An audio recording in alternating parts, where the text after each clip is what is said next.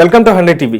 తెలంగాణ ఉద్యమం అనగానే ప్రతి ఒక్కరికి కేసీఆర్ గారు గుర్తొస్తారు. తర్వాత ఎవరైతే కళాకారుల పేరుతో తన గానం ద్వారా ప్రతి ఒక్కరిని ఉత్తేజింపచేస్తూ ఉద్యమాన్ని ముందుకు తీసుకెళ్లిన వారిలో గుర్తు రావాలంటే ప్రతి ఒక్కరికి తెలంగాణ వ్యాప్తంగా ఫస్ట్ గుర్తొచ్చేది గద్దర్ గారే.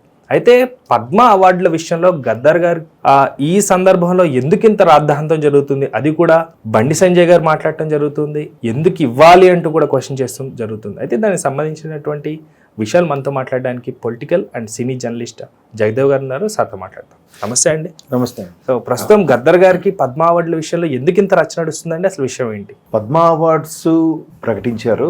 ఈ సంవత్సరం ఒక 139 మందికి ప్రకటించారట. పద్మ అవార్డ్స్ ఎప్పుడు ప్రకటించినా కూడా ఏదో ఒక రాద్ధాంతం ఇష్యూ నడుస్తూనే ఉంటుంది.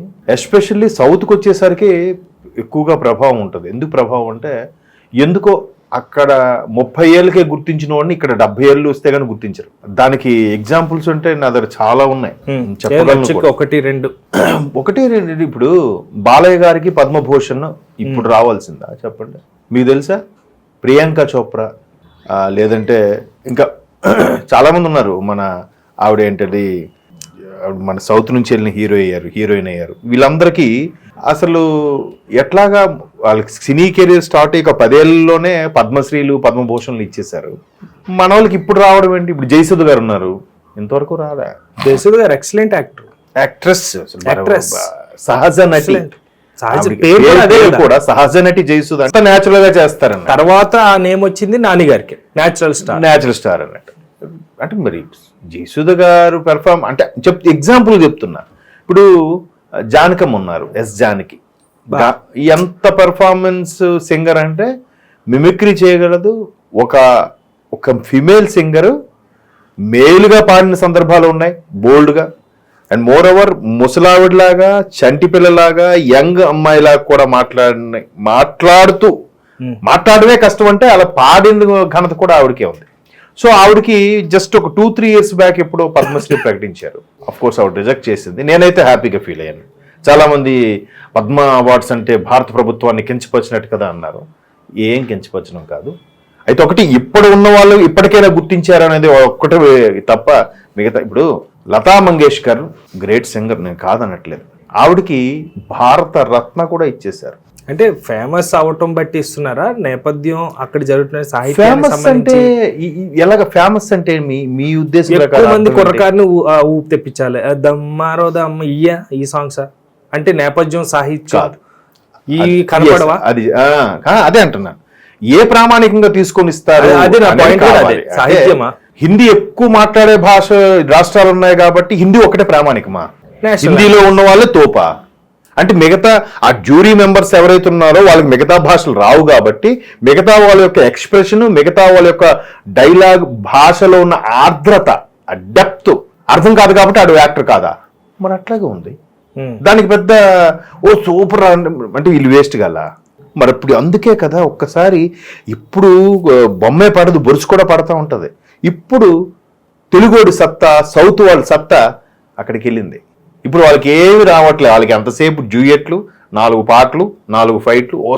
Super cinema. వాళ్ళు ఇప్పుడు ఎక్కువ వైరల్ అయ్యేదంటే నాకు తెలిసినంత నా ఉద్దేశం ప్రకారం గోల్మాల్ ఏదో సిరీస్ వచ్చింది, 1, 2, 3 సినిమాలు. అదంటే వాళ్ళకి బీభత్సమైన కాబట్టి అబ్బా సూపర్ ఉంటారా. అది ఎప్పుడు తెలుసా? నేను చెడ్డీలు కట్టక ముందు మన జంధ్యాల గారు లాంటి డైరెక్టర్లు ఎప్పుడో వాడేశారు అలాంటి కామెడీ. అది వాళ్ళకి ఇప్పుడు వచ్చింది, అది సూపర్ అంట. జంధ్యాల గారు, సిరివెన్నెల గారు సాంగ్స్ డిఫరెంట్ లాంగ్వేజెస్ లో పాడి సూపర్ వైరల్ అవుతున్నాయి ఇప్పుడు. వినండి, నీవన్నీ ఎందుకు చెప్తున్నానంటే వీళ్ళకి ఆ జ్యూరీ మెంబర్స్ ఎవరు ఉంటారో వాళ్ళకి మిగతా భాషలు రావు. ఒక హిందీ వచ్చు, హిందీ వాళ్ళే తోపు, హిందీ వాళ్ళనే సెలెక్ట్ చేస్తారు, మిగతా వాళ్ళని సెలెక్ట్ చేయరు. పక్కన పెడితే ప్రతి రాష్ట్రం నుంచి కూడా కేంద్ర ప్రభుత్వం ప్రపోజల్స్ అడుగుతుంది. మీ రాష్ట్రం నుంచి కళకు సంబంధించి లేదా వైద్యం సంబంధించి వివిధ రంగాలకు సంబంధించి నైపుణ్యం ఉన్న వాళ్ళు, నిష్ణాతులు, డాక్టరేట్ పొందిన వాళ్ళు, లేదంటే అంత గొప్ప వాళ్ళు, సేవకు అంకితమైన వాళ్ళు, వాళ్ళ పేర్లు ఇమ్మని అడుగుతుంది.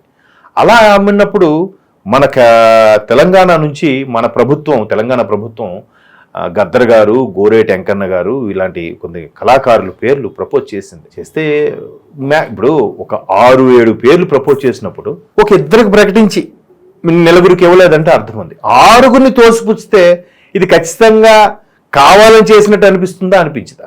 అంటే అడగకపోతే మొదటికి చేటు అడిగాం, అడిగి లేదనిపించుకుని నీకు ఎంత అవమానంగా ఉంటుంది.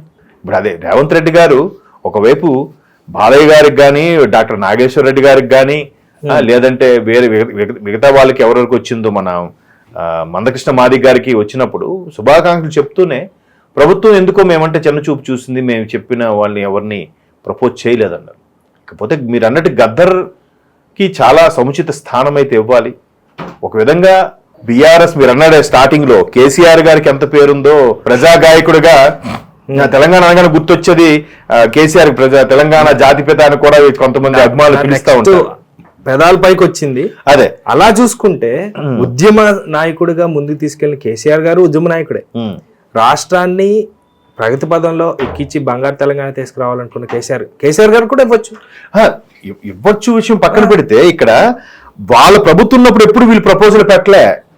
ఏదైతే తెలంగాణ అంటే గుర్తొచ్చిందో అటువంటి వాళ్ళు 10 ఏళ్ళు పరిపాలించినప్పుడు ఏం చేయలే. బట్ కాంగ్రెస్ ప్రభుత్వం కాంగ్రెసే తెలంగాణ ప్రకటించిందని చెబుతూనే అదే కాంగ్రెసు తెలంగాణ కోసం అసూలు బాసిన వాళ్ళు కానీ, తెలంగాణ కోసం ఉత్తేజమైన తెలంగాణం తెలుగులో అద్భుతమైన గానాన్ని పంచిన వాళ్ళందరికీ అసలు నిజంగా తెలంగాణ ప్రజలు రుణపడవలసిన సమయం అది.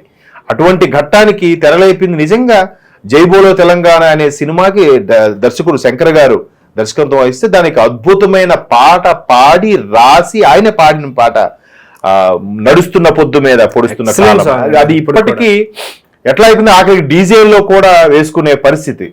మీరు నమ్మరు, అది ఎంతగా ఇంజెక్ట్ అయిపోయిందంటే ఆ పాట ఒకనొక టైంలో సమైక్యోద్యమం నడిచిన ఆంధ్రప్రదేశ్ లో ఆంధ్రులు కూడా ఆ పాట యాక్సెప్ట్ చేశారు. అరే భలే ఉంటుంది ఆ సాంగ్ అన్నట్టుగా. మీరు ఇప్పుడు క్లారిటీ ఇచ్చేంత వరకు నేను అడిగితే క్వశ్చన్ అదే తప్పయ్యేదేమో. అది తెలంగాణ సాంగ్ అని అనుకుంటున్నాను ఎప్పుడు కూడా. పొడుస్తున్న పొద్దు మీద ఎక్సలెంట్ సాంగ్ అండి, ఎక్సలెంట్. అయితే అలాంటి గద్దర్ గారికి గౌరవంగా ఆయనకి ఒక సముచిత స్థానం కల్పిస్తూ కాంగ్రెస్ ప్రభుత్వం ఒక ముఖ్యమంత్రి రేవంత్ రెడ్డి గారు మంచి నిర్ణయం తీసుకున్నారు. ఏంటంటే నంది అవార్డ్స్ ని ఇక్కడ నుంచి గద్దర్ అవార్డ్స్ గా ప్రకటించాలన్నట్టు కూడా చెప్పారు. బంగారు నంది, వెండి నంది, కాంస్య నంది ఏవైతే కేటగిరీలు ఉన్నాయో 24 క్రాఫ్ట్స్ సంబంధించి దానికి పైకి బంగారు గద్దర్, అట్లా వెండి గద్దర్ అన్నట్టు మెల్లమేలు కదా.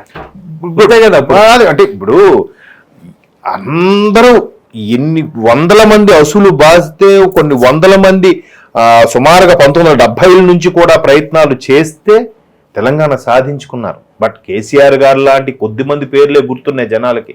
ఇప్పుడు యాదయ్య ఉస్మానియా యూనివర్సిటీలో పెట్రోల్ పోసుకొని మంటలతో పరిగెట్టాడండి. నేను ఇప్పటికీ లైవ్ లో నాకు అలా కళ్ళ ముందు వెళ్తున్నా, నేను చూశాను ఆ ఘటన. ఒళ్ళు నిజంగా అటువంటి వాళ్ళు నిజంగా మరలా ఒక మంచి జన్మ తీసుకొని ఇదే తెలంగాణలో వాళ్ళు ఒక మంచి తెలంగాణ గడ్డ మీద పుట్టి పెరిగి చక్కటి ఉద్యోగాలు చేసుకోవాలని ఉంటుంది. అంటే వాళ్ళ గత జన్మ గుర్తుండదు, భగవంతుడు అలా కల్పించాలని కోరుకుంటాను. నిజంగా అంతే కదండి. 100 ఉండాల్సిన పిల్లాడు యుక్త వయసులో 25 వయసులో 20 నుంచి 25 మధ్యలో ఉంటుందేమో వయసు. అట్లా ఉంటారు ఎంతో మంది. ఫస్ట్ ఆయన పేరేంటి ఆయన ఊరేసుకున్నాడు, ఆయన కూడా శ్రీకాంతాచారి. ఆయన అద్భుతం. ఇంకా మరి మహానుభావులు ఉన్నారు, బట్ కొద్దిమంది పేర్లు గుర్తుపెట్టుకున్నారు. అయితే ఆ కొద్దిమంది పేర్లకైనా పోనీ కనీసం సముచిత స్థానం కల్పించడానికి కాంగ్రెస్ ప్రభుత్వం పెడితే ఇట్లా బీజేపీ ప్రభుత్వం ఎందుకు ఇవ్వలేదో తెలియదు. దానికి తగ్గట్టుగా బండి సంజయ్ గారు మీరు అంటున్నారు, ఆయన ఒకప్పుడు అడవిలో అన్నాయి, తర్వాత జనజీవన స్రవంతిలో కలిసిన అన్న, తర్వాత ఆయన మీద కూడా కాల్పులు జరిగాయి, చనిపోతాడు అనుకున్నవాడు కొన ఊపిరి అంటే యమలోక అంచుల వరకు వెళ్ళి కూడా వాళ్ళు తిరిగి వచ్చేసిన మనిషి ఆయన. ఇప్పుడున్న సీతక్క గారు ఎక్కడి నుంచి వచ్చారండి? మరి అలా మినిస్టర్ కదా, ఇప్పుడు మనం ఎంత గౌరవంగా మాట్లాడతాం. సో ముర్ము గారు మరి ఇంకెంత నుంచి వచ్చారు? సో అలా గద్దర్ గారికి ఇవ్వాల్సింది ఇచ్చుంటే బాగుండేది. బట్ ఎవరి వెర్షన్ వాళ్ళది. మేబీ అంటే ప్రపోజ్ చేసినప్పుడు ఒక 10 మంది చేసినప్పుడు ఒక 3-4 ఇచ్చి ఒక 5 లేదండి మిగతా వాళ్ళకి ఇవ్వాల్సి వస్తుంది అని చెప్తే బాగుండు. అండ్ మోర్ దీనికి దాన్ని ఏమంటారు, ఈ పద్మా అవార్డ్స్కి లిమిటేషన్ అయితే లేదు నాకు తెలిసినంత వరకు. ఎంతమందికే ఇవ్వాలి ఏం లేదు, ఎక్కువ మంది కూడా ఇవ్వచ్చు. బట్ మరి దాని నామ్స్ అండ్ కండిషన్స్ మనకి ఇంకా డెప్త్కి తెలియదు. థ్యాంక్ యూ అండి, thank you so much. Thank you విబాస్, బాయ్.